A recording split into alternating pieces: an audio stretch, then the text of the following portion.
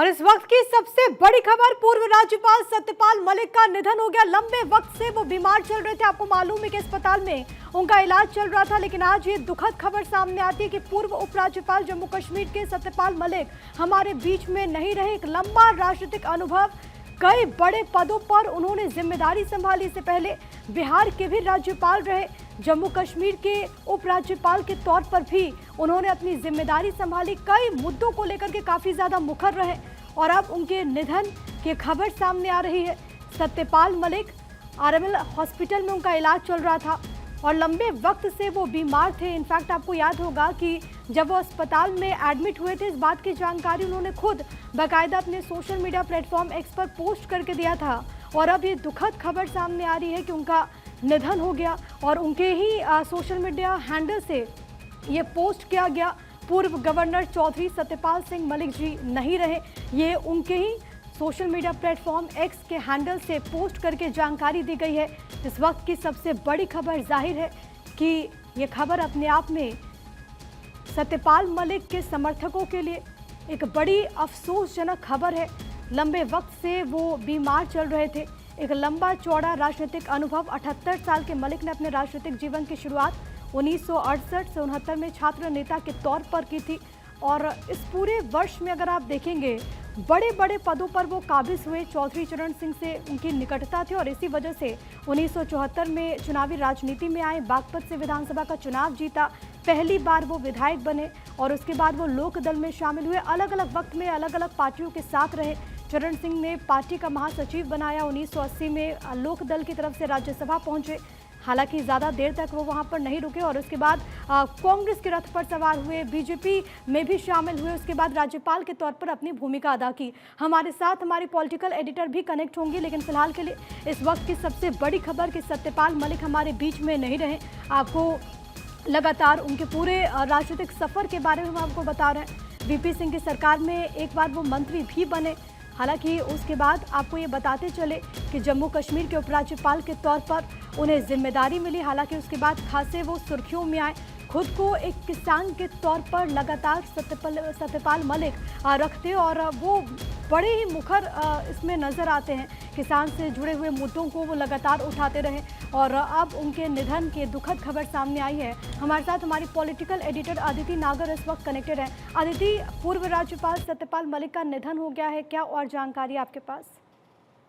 जी बिल्कुल, देखिए, जम्मू कश्मीर के पूर्व राज्यपाल सत्यपाल मलिक का निधन हो गया है। वो नहीं रहे और आरएमएल अस्पताल में वो भर्ती थे। किडनी के साथ उनकी यूटीआई चल रहा था और उसके चलते लगातार जो है तबीयत खराब चल रही थी और उसके बाद आज उनका निधन हो गया। देखिए, सबसे महत्वपूर्ण बात है कि जम्मू कश्मीर के पूर्व राज्यपाल हैं सत्यपाल मलिक, लगातार कई बार सुर्खियों में भी रहे लेकिन उनकी जब तबीयत नासाज हुई, जिसकी किडनी के चलते वो आरएमएल अस्पताल में एडमिट हुए थे, साथ ही यूटीआई का भी इलाज चल रहा था, उसके बाद आज उनका निधन हो गया। देखिए, नेफ्रोलॉजी और मेडिसिन विशेषज्ञ उनकी देखभाल लगातार कर रहे थे और इसके साथ साथ डॉक्टरों की देखरेख में थे। पूर्व राज्यपाल जो है वो 11 मई को अस्पताल में भर्ती थे और उसके बाद आप देखिए आज उनका निधन हो गया। और इसके अलावा यूरिनरी ट्रैक्ट इन्फेक्शन के कारण अस्पताल में नर्सिंग होम में भर्ती किया गया था और उसके बाद लंबे समय से उनका इलाज चल रहा था और 11 मई से अस्पताल में वो भर्ती चल रहे थे और आज इस दुखद खबर के साथ कि वो अब हमारे बीच में नहीं रहे। लेकिन एक लंबा राजनीतिक सफर भी अदिति सत्यपाल मलिक का रहा है। मंत्री के तौर पर भी, जनप्रतिनिधि के तौर पर भी वो सदन में भी पहुंचे। उसके बाद कई राज्यों के राज्यपाल के तौर पर भी उन्होंने जिम्मेदारी संभाली। बिहार के भी राज्यपाल बने और फिर जम्मू कश्मीर के भी उपराज्यपाल के तौर पर उन्हें जिम्मेदारी मिली। हम आगे चर्चा करेंगे, उनके राजनीतिक सफर पर भी बात होगी, लेकिन फिलहाल के लिए ये दुखद खबर पूर्व राज्यपाल सत्यपाल मलिक से जुड़ी हुई कि वो हमारे बीच में नहीं रहे। लंबे वक्त से वो बीमार थे। पूर्व राज्यपाल सत्यपाल मलिक का निधन हो गया है।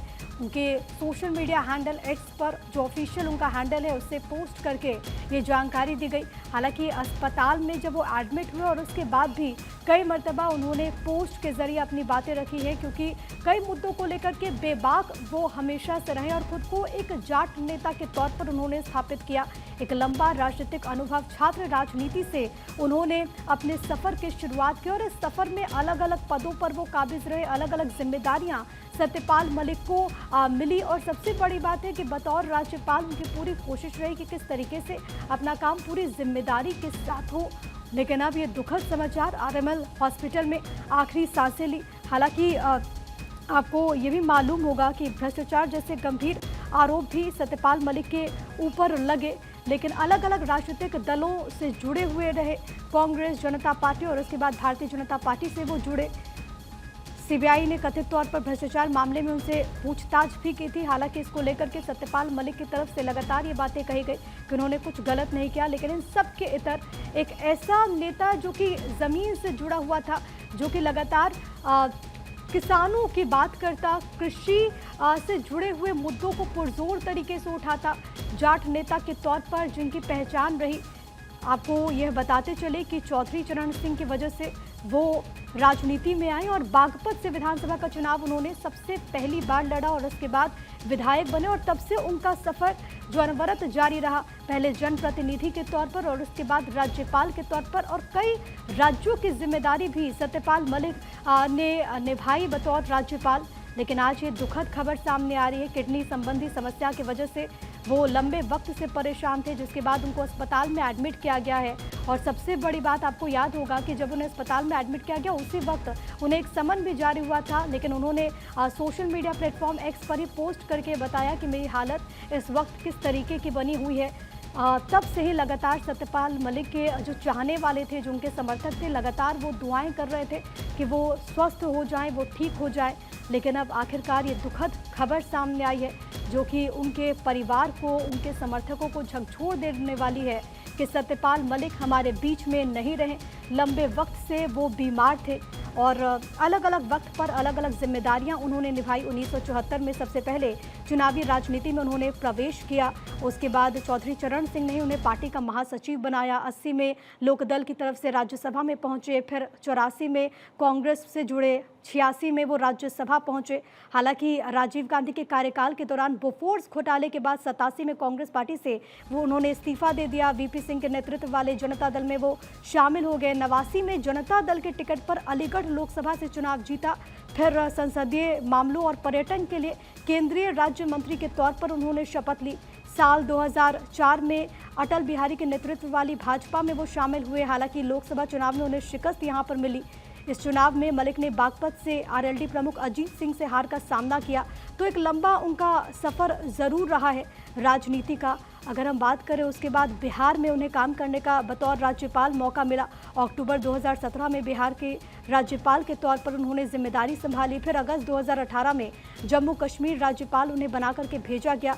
उसके बाद 2019 में कश्मीर से हटा करके गोवा और फिर मेघालय का राज्यपाल उन्हें बनाया गया। तो अलग अलग राज्यों की उन्होंने बतौर राज्यपाल भी जिम्मेदारी संभाली है। इसी वजह से हम कहते हैं कि एक पूरा लंबा राजनीतिक अनुभव उनका रहा है और इसमें एक विधायक के तौर पर, एक सांसद के तौर पर, एक मंत्री के तौर पर उन्होंने अपनी जिम्मेदारियों का निर्वहन किया।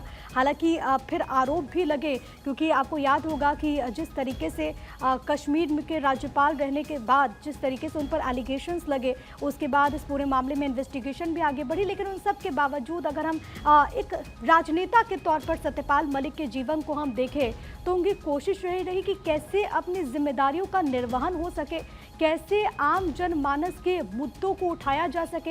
एक जाट नेता के तौर पर यूपी से निकल करके देश में उन्होंने एक अपनी अलग पहचान बनाई है, चाहे एक मंत्री के तौर पर हम बात करें या फिर अलग अलग राज्यों के राज्यपाल के तौर पर हम बात करें। हालांकि खासा सुर्खियों में जम्मू कश्मीर के उपराज्यपाल के तौर पर ही वो ज़्यादा सुर्खियों में आए, जब उन्हें साल 2018 में जिम्मेदारी मिली। और आपको याद होगा कि साल 2019 में आर्टिकल 370 जो कि जम्मू कश्मीर से रिवोक हुआ और उसके बाद सत्यपाल मलिक को गोवा और फिर आखिर में मेघालय के राज्यपाल के तौर पर भी उन्हें बड़ी जिम्मेदारी मिली। लेकिन लंबे वक्त से वो बीमार चल रहे थे, अस्पताल में वो एडमिट थे और इसी बीच उनके सोशल मीडिया प्लेटफॉर्म से जो भी पोस्ट सामने आ रहे थे उनकी तबीयत से जुड़ी हुई, वो उनके समर्थकों को खास सा परेशान भी कर रही थी, क्योंकि सत्यपाल मलिक की कंडीशन बहुत ज़्यादा खराब हो गई थी। लेकिन अब खबर ये सामने आ रही है दुखद कि वो हमारे बीच में